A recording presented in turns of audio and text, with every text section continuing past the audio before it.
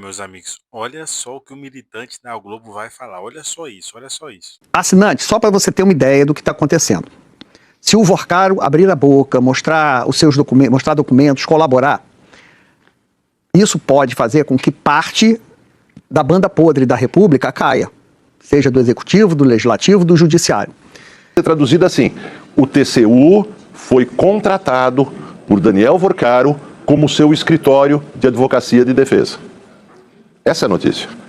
O TCU não tem nada a ver com o caso do Banco Master porque não envolve dinheiro público da União. Então não é competência do TCU. O TCU não é super... Meus amigos, a situação é exatamente crítica o que está acontecendo neste caso do Banco Master. Os ministros do STF estão tentando de todas as formas se blindar. O governo Lula entrou em ação com a TCU, com o TCU aí, querendo colocar a culpa, empurrar a culpa no Banco Central. E o que vai acontecer é que nós ainda vamos pagar ainda o preço. Vamos colocar nós, o dinheiro você, contribuintes, vai botar o dinheiro no bolso do Vorcaro, o Vorcaro aí que corrompeu o judiciário e a política brasileira vai sair ileso. Isso é o Brasil. Vamos acompanhar aí esse vídeo completo, mas antes eu queria que você deixasse o seu like aqui. Se você não for inscrito no canal, já se inscreve aí para você acompanhar todos os nossos vídeos, beleza? Vamos acompanhar esse vídeo, tá sensacional a militância aí em clima de desespero. A União vai determinar uma inspeção em documentos do Banco Central para investigar assuntos relativos ao Banco Master. Essa informação foi confirmada pelo presidente do próprio TCU, o ministro Vital do Rego, ao nosso Valdo Cruz aqui. Valdo, então vamos lá, traz essa apuração aí pra gente. O que você descobriu com o presidente do TCU? Olha, Leilani, vamos recapitular. Na segunda-feira, o Banco Central encaminhou para o Tribunal de Contas da União aquele relatório detalhando todo o histórico ali, primeiro da fiscalização do Banco Central sobre a venda agressiva de CDBs ali, com taxas de retorno de 140% acima do CDI, bem acima do que é praticado ao mercado. Isso gerou um problema financeiro para o banco, aí começou a dar problema de caixa, descasamento de operações, o banco entrou em dificuldades financeiras, tentou fazer um negócio com o BRB, vender para o BRB o banco, vendeu carteiras de crédito fraudulentas, segundo o Banco Central, e o documento foi ali para o TCU. Mas os documentos relacionados àquele relatório, ou seja, a papelada que foi usada para elaborar o relatório enviado não foi encaminhada, a papelada não foi encaminhada, nem podia porque os documentos são sigilosos. Então agora os técnicos pediram ali internamente ao comando do TCU, ao presidente do agora, a gente queria dar uma olhada, fazer essa inspeção técnica nessa documentação, para ver se ela realmente bate com o relatório que a gente recebeu. E aí hoje o ministro Vital do Rego, presidente do TCU, com quem eu falei hoje mais cedo, disse, não, então eu autorizei essa inspeção técnica, os técnicos vão ter acesso a essa documentação, vão produzir um relatório nesse período em que o tribunal está de recesso, ele volta aos trabalhos, se não me engano, no dia 19 de janeiro, e aí a expectativa de que quando acabar o recesso, eles já possam ter feito um relatório sobre dessa inspeção técnica, checar ali o documento, é isso mesmo, lá no relatório diz que o FGC, o Fundo Garantidor de Crédito, foi obrigado a bancar 4,3 bilhões de pagamentos de CDBs que simplesmente o Banco Master não conseguia bancar. Vendeu o CDB por uma pessoa, não tinha dinheiro para pagar no resgate, quem bancou foi o FGC, né, dando prejuízo para esse fundo ali. Então eles vão checar, olha, bate com a realidade, tudo que está escrito aqui com a documentação, e esse relatório, sendo finalizado, vai ser encaminhado para o Jonathan Jesus, que é o ministro do TCU, que pediu uma fiscalização do TCU ali, esclarecimentos do TCU ao Banco Central. Pediu, olha, o TCU está querendo que o Banco Central explique exatamente por que foi feita a liquidação. Ele considerou até precipitada essa decisão, e o que a gente sabe, pelo relatório do Banco Central, é outra questão. Na verdade, foi bem analisada, demorou até um pouco exatamente para você ter acesso a toda a documentação, e aí foi decretada a liquidação, porque simplesmente o banco, segundo o relatório do Banco Central, já não tinha mais condições de honrar os seus compromissos, estava com esgotamento das suas condições financeiras, então não dá para funcionar. O Daniel Vorcaro disse que não, que dá para funcionar assim. Num depoimento na Polícia Federal nesta semana ele garantiu que a instituição tinha condições de continuar funcionando. Não é bem isso. Lembrando que Jonathan Jesus chegou ao Tribunal de Contas da União indicado por um grupo de deputados ligados ao Centrão. E isso levanta muita dúvida, muito questionamento. Por que ele acatou esse pedido da liderança da minoria da Câmara para fazer algo totalmente inusitado? Tribunal de Contas analisando liquidação do Banco Central. Não é assunto para o Tribunal de Contas da União. Leilane. Valdo, eu estou aqui com algumas dúvidas. A primeira delas é o seguinte: tem algum passo jurídico previsível? Quer dizer, quais são os próximos passos? O que deve acontecer a partir de agora, em 2026, com o Master? Olha, até... Perdão, Valdo. Você quer falar disso? Depois quero Não, ouvir. vai dar, Pia, depois eu falo. Não, só queria dizer que não tem passos previsíveis, por conta da aparição do STF e do TCU nessa história. O TCU não tem dinheiro da União, não tinha nada que está fazendo nessa história. O STF também não, porque aparece um deputado mencionado ali, mas que não é investigado, nada disso. Então o que a gente viu, ou não viu, na verdade, a acariação ali é um fato inédito, é um trajeto, um processo legal inédito, criado no frigir dos ovos aqui. Então não dá para prever o que vem adiante, o que será feito a partir de então, ao menos essa é a minha visão.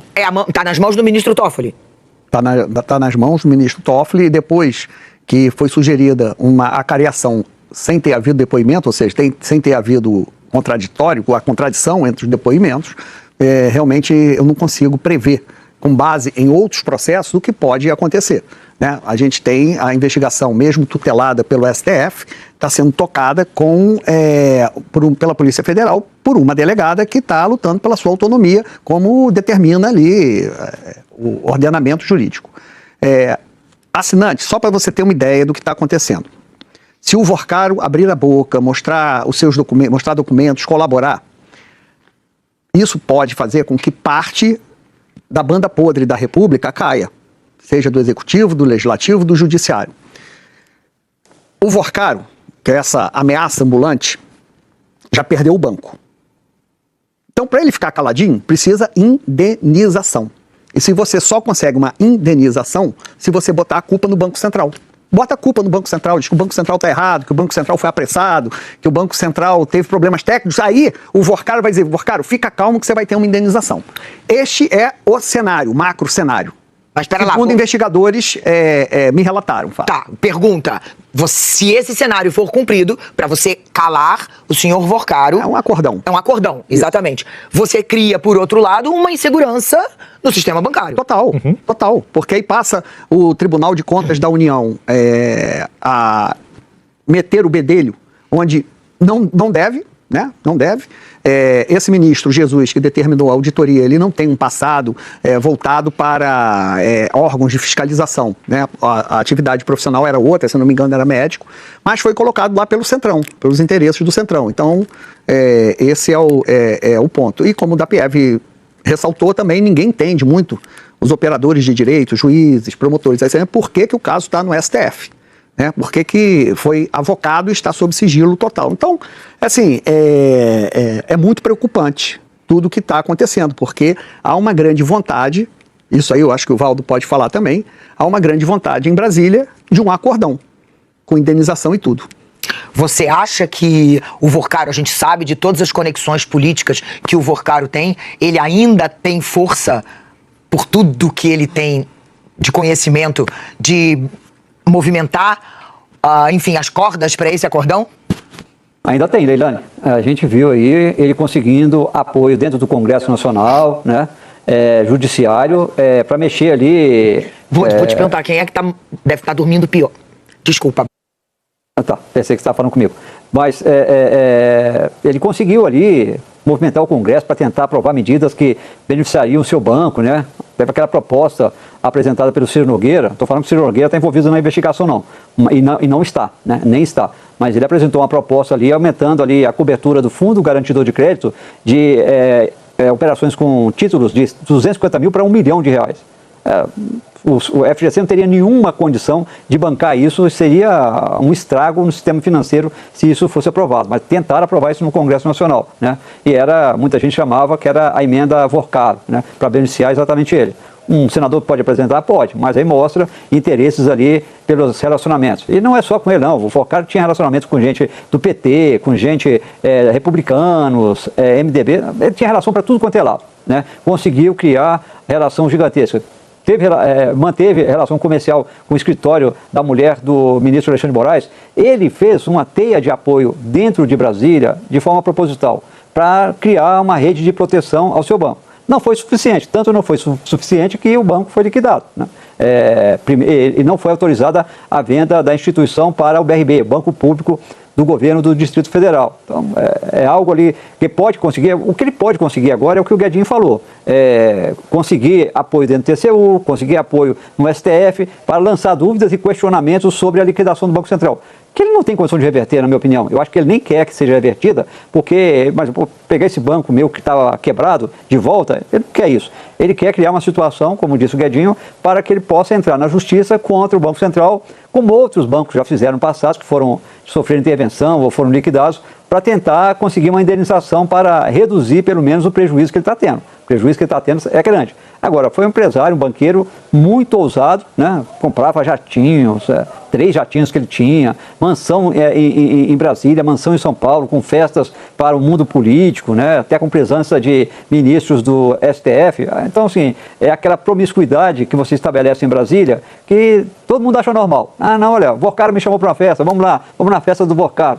Na época, todo mundo achava que era um grande banqueiro ousado, que queria, ele vendia pelo menos a imagem de que ele queria desbancar os grandes bancos, né? Bradesco, Itaú, Santander, Banco do Brasil, Caixa, né? Ele queria ali enfrentar os bancões, né? E aí todo mundo gostava do discurso dele.